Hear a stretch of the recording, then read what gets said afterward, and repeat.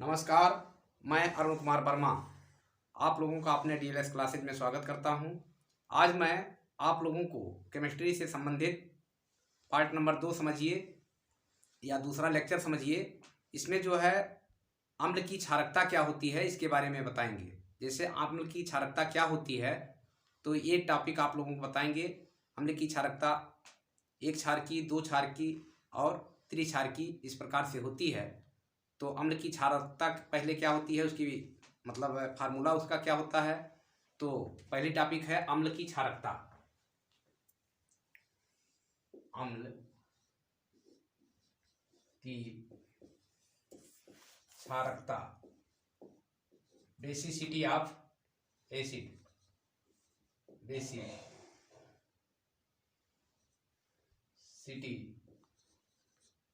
Of acid.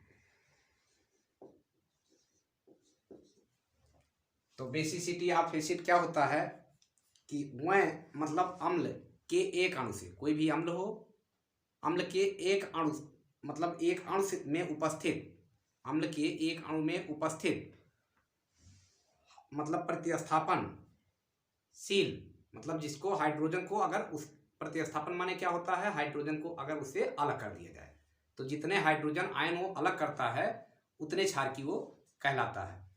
तो इसका formula हो गया अम्ल की क्षारकता बराबर अम्ल की क्षारकता बराबर अम्ल का अणुभार बटे अम्ल का तुल्यांकी भार। अम्ल का अणुभार बटे अम्ल का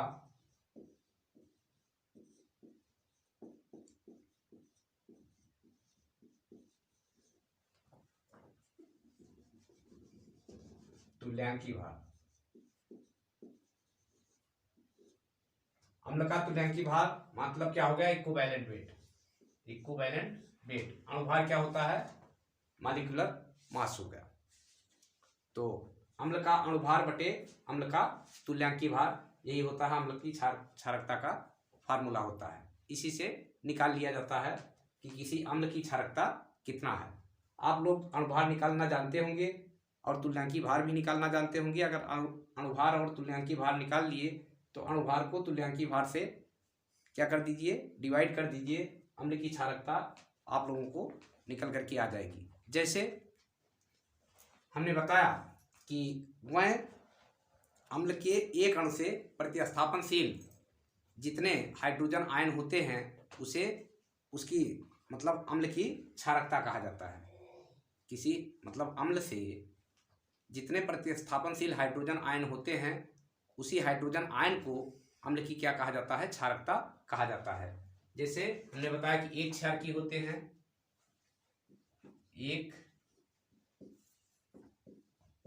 क्षार की, द्वि क्षार की,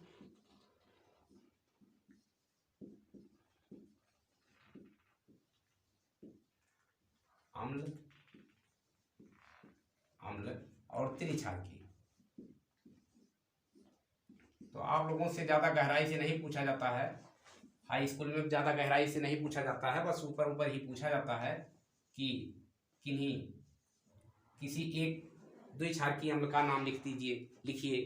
किसी एक क्षार की, एक या दो एक क्षार की अम्ल का नाम लिखिए। किसी त्रिक्षार की, एक त्रिक्षार की अम्ल का नाम लिखिए। तो बस इतना ही लिखना रहता है।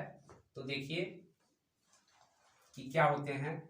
जैसे एक क्षार की में क्या हो गया, जो केवल एक ही हाइड्रोजन आयन विस्थापित करे, मतलब ऐसा अम्ल जो केवल एक ही हाइड्रोजन आयन विस्थापित करे। जैसे विस्थापन करना मतलब अलग कर दे, तो जैसे HCl हो गया, HCl हो गया। अगर ये टूटेगा तो कैसे टूटेगा, H प्लस में टूटेगा और प्लस Cl माइनस में टूटेगा। तो इसमें हाइड्रोजन कितना हुआ, एक हुआ। तो एक क्षार की हो गया। दूसरा HNO3 ले लीजिए, इसी में HNO3 ले लीजिए, ये भी ऐसे टूटेगा, H प्लस और प्लस NO3 माइनस में टूटेगा। CH3OCOOH ले लीजिए, H कम CH3C OH ले लीजिए, ये भी टूटेगा तो H प्लस आयन में टूटेगा और प्लस CH3COO माइनस में टूटेगा इस प्रकार से। और ये H plus plus NO3 minus में, इस प्रकार से सारे जो है H plus H plus H plus हैं, इसलिए जो है ये क्या हो गया, एक क्षारकीय अम्ल हो गया। अब देखा जाता है कि द्विक्षारकीय, ये तो हो गया एक क्षारकीय अम्ल। अब द्विक्षारकीय अम्ल क्या होते हैं, इसको भी दिखाते हैं कि द्विक्षारकीय अम्ल क्या होंगे, यानी कि जिसमें हाइड्रोजन कम से कम मतलब 2 हाइड्रोजन विस्थापित हो। जैसे क्या हो गया H2CO3 H2CO3 हो गया, H2SO4 हो गया। तो इसमें देखिए 2 हाइड्रोजन यहाँ पर भी है, 2 हाइड्रोजन यहाँ पर भी है। ये जब टूटेगा तो 2 हाइड्रोजन देगा। तो इस प्रकार से जो है ये क्या हो गए, 2 क्षारकीय हो जाते हैं। तोड़ने की जरूरत नहीं हो, तो केवल बता समझाने के लिए किए थे।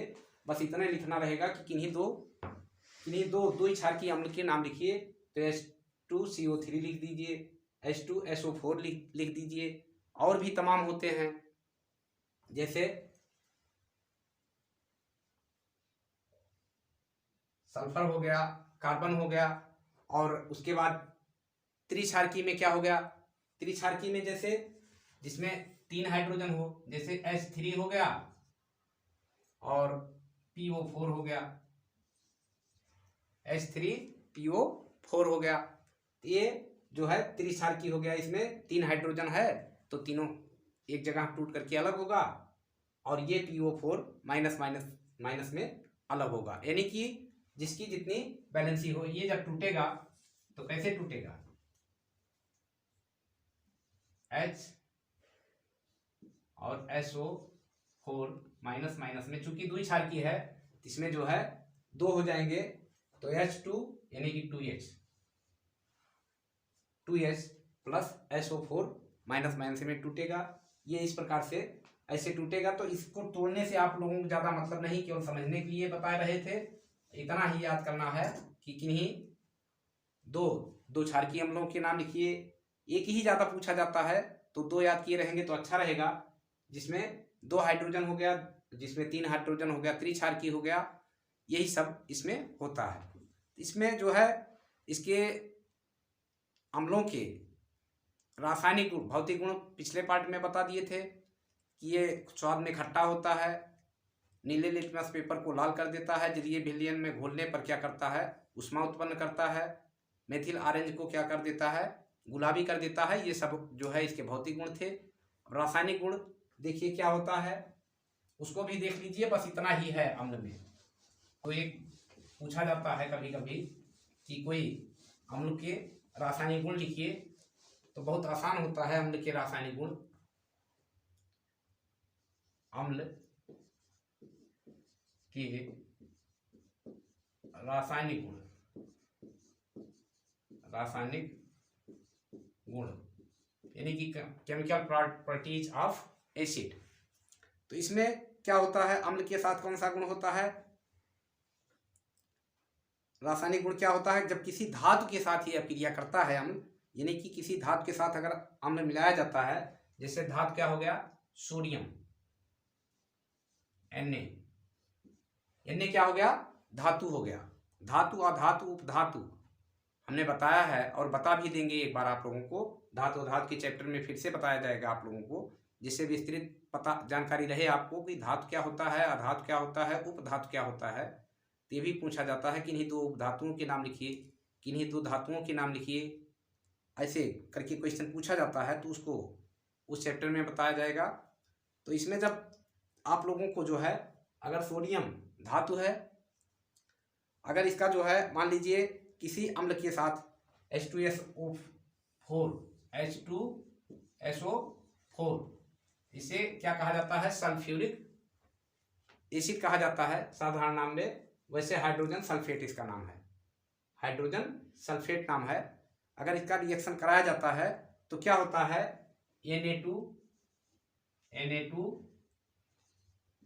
Na2SO4 बनता है। Na2SO4 बनता है। Na2 होना चाहिए। तो यहाँ से देखिए, और 2 क्यों होता है, चूंकि सल्फेट की वैलेंसी क्या होती है हमने बताया है एक पार्ट में, दोबारा भी बताएंगे कि ये कंपाउंड बनते कैसे हैं। मेकिंग फार्मूला या पीछे जा करके आप लोग देख लीजिएगा, मेकिंग फार्मूला बनाना सीखना, ऐसा करके ऊपर पोस्टर लगा है, उसको देख लीजिएगा। क्योंकि इस पर जो है इसकी वैलेंसी कितनी होती है, 2 होती है सल्फेट की, माइनस माइनस, और सोडियम की कितनी होती है, 1 होती है। तो इसकी वैलेंसी इसके पास जाती है और इसकी वैलेंसी इसके पास, यानी कि इसका जूता इसके सर, तो इसका जूता इसके सर। इस प्रकार से कंपाउंड का निर्माण होता है। ये प्लस होता है, एक प्लस और एक माइनस मिलकर के जो है कंपाउंड का निर्माण होता है। कभी ऐसा नहीं होता है कि धातु और धातु मिलकर के कंपाउंड का निर्माण करें, यानी प्लस प्लस मिलकर के कभी कंपाउंड का यानी कि यौगिक का निर्माण नहीं कर सकते हैं। तो इस प्रकार से Na2SO4 बन गया। अब यहाँ बचा क्या, H2 बचा। क्या बचा, H2 बचा। यही जो है H2 विस्थापित होगा, इसको लगाने की जरूरत नहीं रहती समझाने के लिए।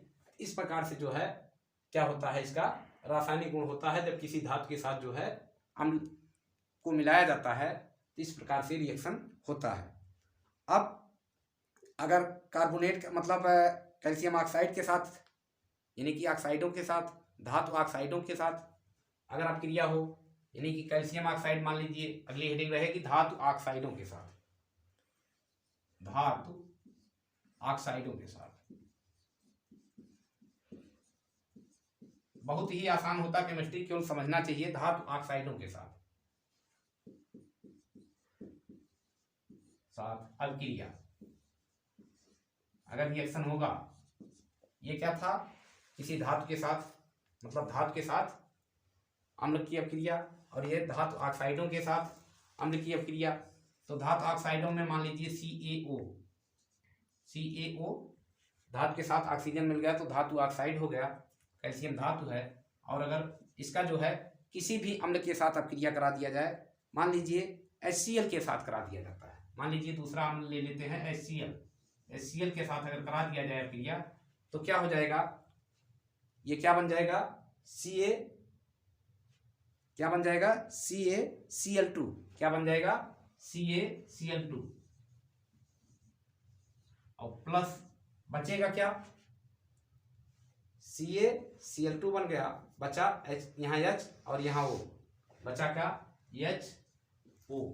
ऐसा नहीं हो सकता है, ये कंपाउंड जो है अभी HO कोई कंपाउंड नहीं होता है। तो यहाँ क्या हो जाता है, इसकी वैलेंसी क्या होती है, ऑक्सीजन की 2 होती है और हाइड्रोजन का +1 होता है, इसका माइनस माइनस होता है। इसकी वैलेंसी यहाँ आ जाती है बेटा, और इसकी वैलेंसी यहाँ चली जाती है, इसलिए ये H2O बन जाता है, यानी कि पानी हो जाता है। और ये कैल्शियम की जो है +2 होती है, प्लस होती है, और क्लोरीन की 1 होती है। तो इसकी वैलेंसी यहाँ आ गई तो लिखना जरूरी नहीं है, और इसकी वैलेंसी यहाँ जाती है, इसलिए CaCl2 बनता है कैल्शियम क्लोराइड, जिसका नाम है, ये जल है। तो ये जो है अब बैलेंस करना सीखना रहता है। तो यहाँ पर देखिए 2 हाइड्रोजन है, यहाँ पर 2 कैल्शियम है, और यहाँ पर 1 कैल्शियम, 1 मतलब क्लोरीन, सॉरी 2 क्लोरीन, और यहाँ पर 2 हाइड्रोजन, तो यहाँ पर 2 लगा दिया जाए तो समीकरण भी बैलेंस हो जाएगा। इस प्रकार से इसके धातु ऑक्साइडों के साथ अम्ल की अपक्रिया होती है। किसी भी धातु के साथ करवा दीजिए और किसी भी अम्ल का करवा दीजिए, बड़े आसानी से आप लोग निकाल ले जाएंगे। अब अगले पार्ट में आप लोगों से क्षार के साथ मिलते हैं।